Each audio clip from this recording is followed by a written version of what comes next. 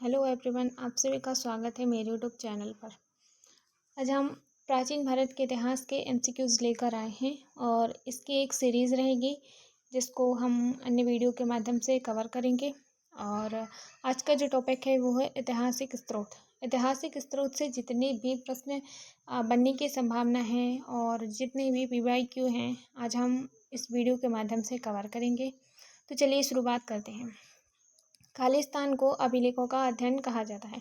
अभिलेखों का अध्ययन एपिग्राफी कहलाता है। दूसरा प्रश्न है, पुरातत्वविद बीबी लाल द्वारा मेरठ जिले में स्थित हस्तिनापुर का उत्खनन कब किया गया था? तो इसका आंसर है 1951-52 में हस्तिनापुर का उत्खनन किया गया था बीबी लाल के द्वारा। तीसरा प्रश्न है, भीमबेटका की गुफाओं की खोज कब हुई थी? तो इसका आंसर है 1957-58 में विष्णु श्रीधर भाकड़कर ने इसकी खोज की थी। चौथा प्रश्न है, भीमबेटका की खोज किसने की थी? तो अभी मैंने बताया, विष्णु श्रीधर भाकड़कर ने इसकी खोज की थी। पांचवा प्रश्न है, भूवैज्ञानिक समय सारणी के किस युग में मनुष्यों की उत्पत्ति हुई थी? तो इसका आंसर है सेनोजोइक। सेनोजोइक में मनुष्यों की उत्पत्ति हुई थी। छठा क्वेश्चन है, निम्नलिखित में से किस अभिलेख को विश्व का पहला विज्ञापन माना जाता है? तो पहला जो विज्ञापन है वो दसपुर के अभिलेख को माना जाता है। बेसन नगर अभिलेख में उल्लेखित हेलियोडोरस कहाँ के निवासी थे? तो इसका आंसर है हेलियोडोरस तक्षशिला के निवासी थे। आठवां प्रश्न है, हाथी गुम्फा अभिलेख किस राजा के बारे में जानकारी का स्रोत है? तो इसका आंसर है खारवेल। नौवां प्रश्न है, संस्कृत पांडुलिपियां मुख्य रूप से किस क्षेत्र में पाई जाती हैं? तो इसका आंसर है दक्षिण भारत। संस्कृत की पांडुलिपियां दक्षिण भारत से प्राप्त होती हैं। 10वां क्वेश्चन है, कौन सा मौर्यकालीन पुरातत्विक स्थल लकड़ी के परकोटे पालीसेड के अवशेषों से संबंधित है? इसका आंसर है बुलंदी बाग। बुलंदी बाग इससे संबंधित है। 11वां क्वेश्चन है, हड़प्पा सभ्यता के संदर्भ में निम्नलिखित घटनाओं को उनके कालानुक्रम में व्यवस्थित करें। पहला है, हड़प्पा की मोहर पर अलेक्जेंडर कनिंघम की रिपोर्ट। एस.आर. राव के द्वारा लोथल में उत्खनन की शुरुआत। तीसरा है, दयाराम साहनी द्वारा हड़प्पा में उत्खनन की शुरुआत। और चौथा है, वसंत सिंधे द्वारा राखीगढ़ी में आर्कियोजेनेटिक अनुसंधान की शुरुआत। तो इसका आंसर है बी। सबसे पहले हड़प्पा की मोहर पर अलेक्जेंडर कनिंघम की रिपोर्ट। और फिर है थर्ड, दयाराम साहनी द्वारा हड़प्पा में उत्खनन की शुरुआत हुई थी। और एस.आर. राव के द्वारा लोथल में उत्खनन की शुरुआत हुई। और फिर चौथा है, वसंत सिंधे के द्वारा राखीगढ़ी में आर्कियोजेनेटिक अनुसंधान की शुरुआत हुई थी।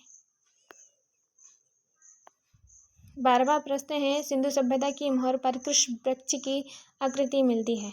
तो उस पर पीपल के वृक्ष की आकृति मिलती है।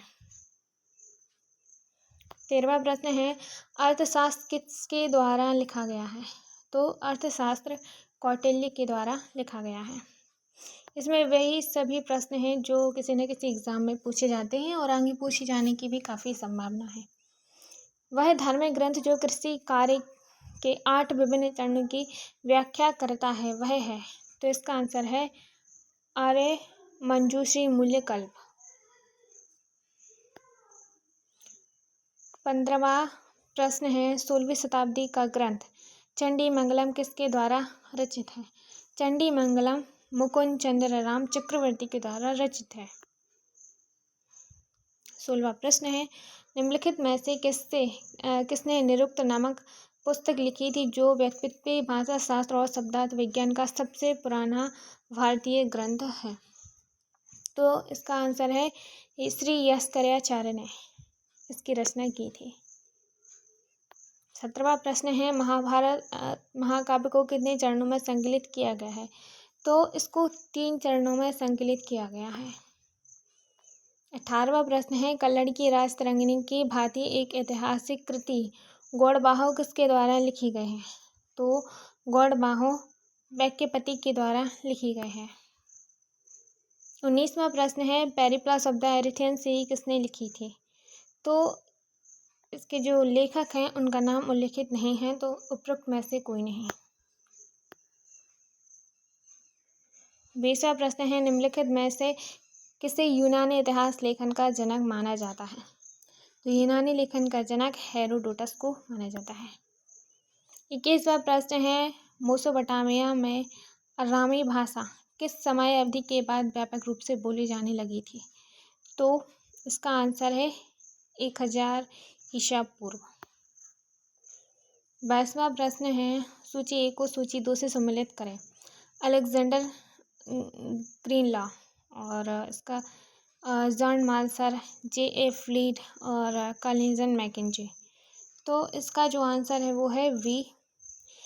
सबसे पहले जो अलेक्जेंडर ग्रीनलॉ है वो हम्पी में विस्तृत फोटोग्राफी और जॉन मार्शल हैं वो हैं उनके नेतृत्व में विजयनगर में संरक्षण कार्य शुरू हुआ था। J.A. फ्लीट मंदिर की दीवारों पर अभिलेखों का दस्तावेजीकरण किया था। कॉलिन मैकेंजी 1800 में विजयनगर की यात्रा की थी। तो इसका बी आंसर करेक्ट होगा। 23वां प्रश्न है अभिलेख के अध्ययन को क्या कहा जाता है। तो इसका आंसर है एपिग्राफी। ये पहले भी कर चुके हैं। और जो न्यूमिस्मेटिक है वो सिक्कों का अध्ययन कहलाता है।